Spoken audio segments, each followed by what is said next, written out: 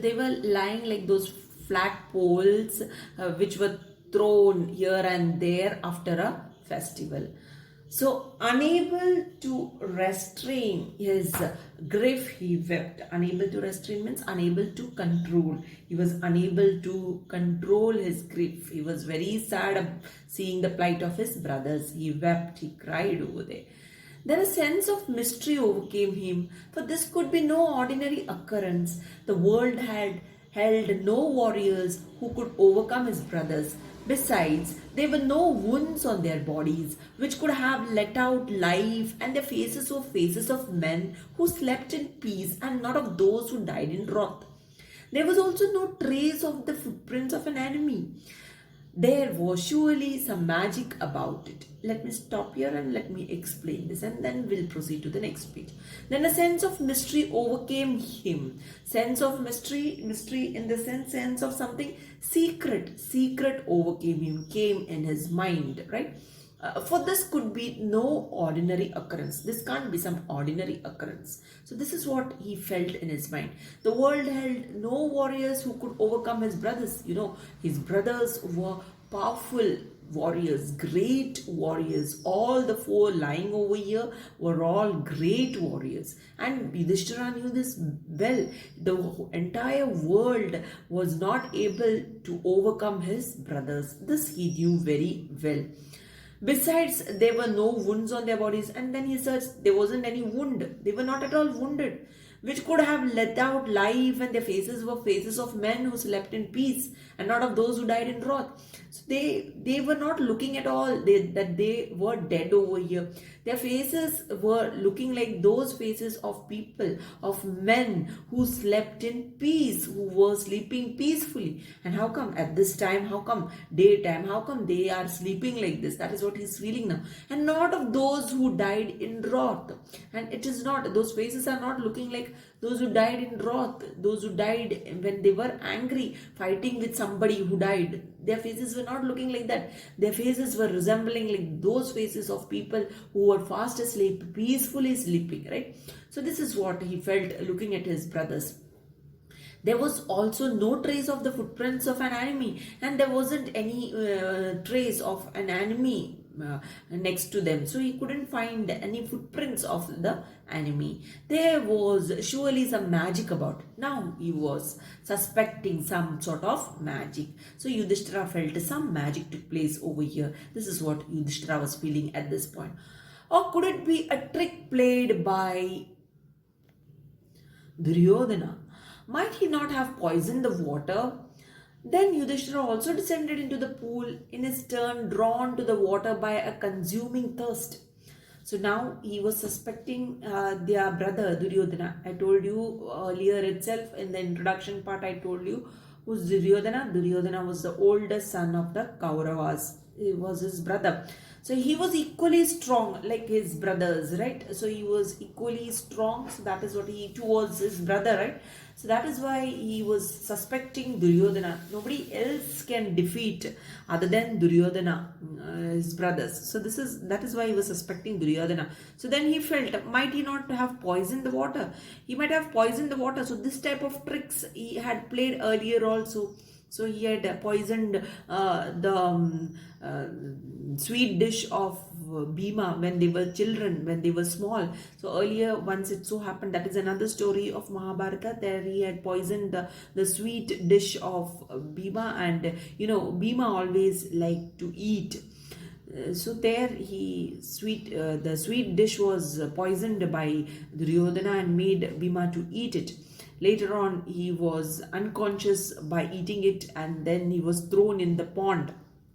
And there he meets his ancestor, that is his mother's father. He meets when he goes deep down in the water. So there he reaches to some other world. So there he meets his Bhima's mother's father, and then they bring him back to life, the king of the Nagas. Okay, so he was the one who gives him life, who gives back Bhima his life and he returns. So that was a different story of their childhood. So this is one point over here. That is why Yudhishthira was suspecting Duryodhana over here. So he might have poisoned the water. That is what he feels at this point.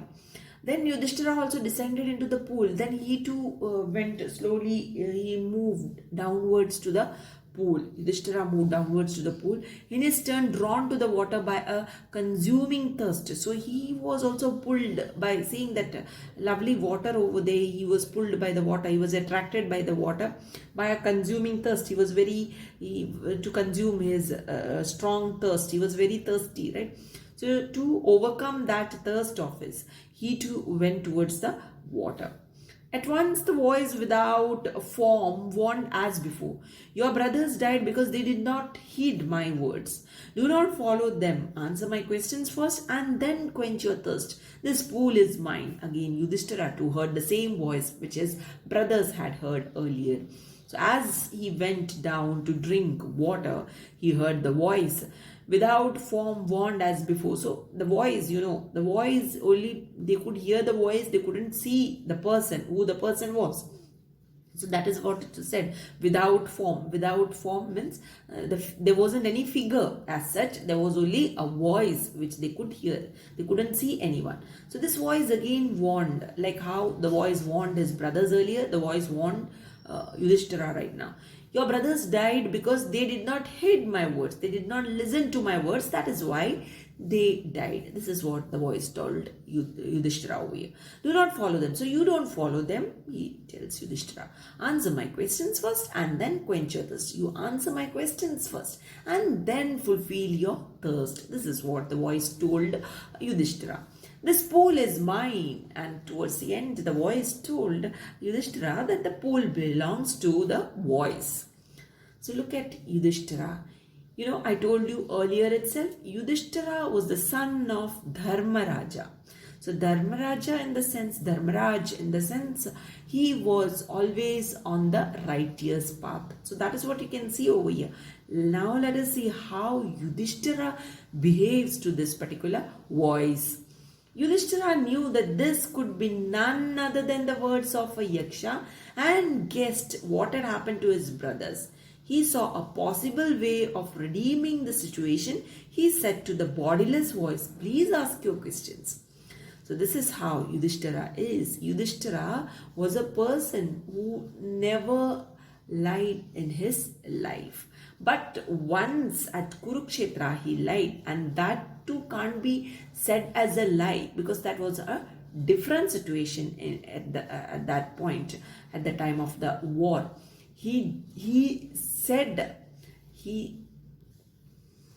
Yudhishthira was such a person who had never lied in his life, but only once he lied. That was at the time of the war at Kurukshetra. He was made to lie, right? So what was he made? All made him to lie. So that was an announcement that he made over there. Ashwatthama was killed. Now Ashwatthama was the son of their guru Dronacharya, and he made the announcement that Ashwatthama was killed. But actually what announcement he made over there, Ashwatthama, the elephant named Ashwatthama was killed. This is what actually Yudhishthira meant over there. But when Dronacharya asked, he asked it in the sense of his son Ashwatthama. So he said, yes, Ashwatthama is killed. This is what he answered over there. But to speak over here, frankly speaking, it was not a lie as such, but then it was a lie to some extent, you can say. So he was a truthful person throughout his life. This is what you can see about Yudhishthira. Yudhishthira knew that this could be none other than the words, what happened to his brothers. So he knew. So he just guessed that what had happened to his brothers. He saw a possible way of redeeming the situation. This is what he saw. So here he saw to making up for whatever had happened. This is what he apologized to the bodiless voice. Please ask your questions, he said very politely to the voice, because he knew that voice belonged to Yaksha. And this is what he did. He asked Yaksha to ask the questions. The voice put questions rapidly one after another. So the voice started asking questions very fast, one after another. The first question, what it asked, you can see. It asked, what makes the sun shine every day? Very reasonable question, you can see. So that was the answer given by Yudhishthira. Yudhishthira replied, the power of the Supreme. So this is the question asked. What makes the sun shine every day? Why? What makes the sun shine every day? So Yudhishthira replied, so the sun shines because of the power of the Supreme, the power of the God. Right? That is what is shown through the sunshine. This is what he replied over here. What next question? So this you can understand the questions were one after another in a rapid form. The questions were. Now we can't do it over here and in that rapid manner. We have to discuss each of these things. Then only we'll be able to finish it. So the next question was, what rescues a man in danger? So next question, what rescues? What saves man from danger? Courage is man's salvation in danger. So you can see Yudhishthira's reply. Courage is the thing which makes man survive from danger. This is what he told Yaksha. By the study of which science does man become wise? So the next question asked by the bodiless voice. The question is, which science make man wise? Not by studying any Shastra does man become wise. It is by association with the great in wisdom that he gets wisdom. Okay, so this is what he says. Very truthful, very reliable answer he gives to all the questions. Not by studying any Shastra. By studying any Shastra, one never become wise. One doesn't become wise by studying any Shastra. It is by association. It is being in the company with the great in wisdom, with the God in wisdom, that he gets wisdom. Like that he gets wisdom. It's not by learning any Shastras one become wise. This is what he answers. The Yaksha asked, what is more nobly sustaining than the earth? So what is much more nobly sustaining than earth? Let me wind it up to here. I'll continue the lesson in my next class. Till then, thank you very much. Please read the lesson.